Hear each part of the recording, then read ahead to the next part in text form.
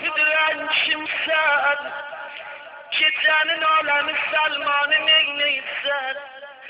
Gördüm iki tane uşağım belene ne var sesi gelir. Bırak deyim Allah. Dek gideyim dözmedi kapımı açtım. Gördüm Hüseyin'i elin oyunlar. Ay ne söylenme. Ay Sadat beni Fatıma öyle mi ayıp etsin? Deyim beni görende elin getirdi beraber. Ama yuvarma nenem öldü. Nenem öldü. Şamilsin ya Zahra.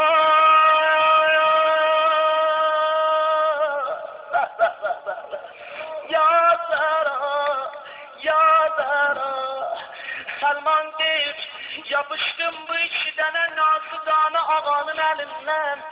Geliyem bir tarafı beyte imamet. Elə bir deyə bilməyəm mətalibimi İmam-ı Zaman ağa inayət eləsin yaxşı ağlayasan. Yoxunlaşdım beyt-i imamətə. Ay şiə, gör nə deyəm sənə. Gördüm əli əlləri qoynunda dayanır. Dayanıb o yanayım qapıya, dayanıb o yanayım qapıya. Elə ağlayın, məni görəndə səsləndi Selman gəlin, Əbazər gəlin, Miqdad gəlin, evimin zinəti getdi.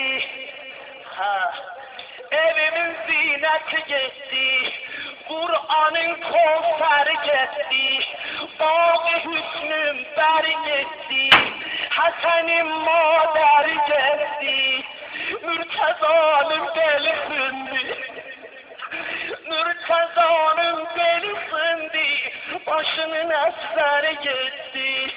Bunları deyəndə hamamız ağladıq. Ondan de gördüm eli işareli. Bakın bu tabuta. Gördüm Allah Zeynep bile özüm sanıp neler tabutun üstüne. Neler layla.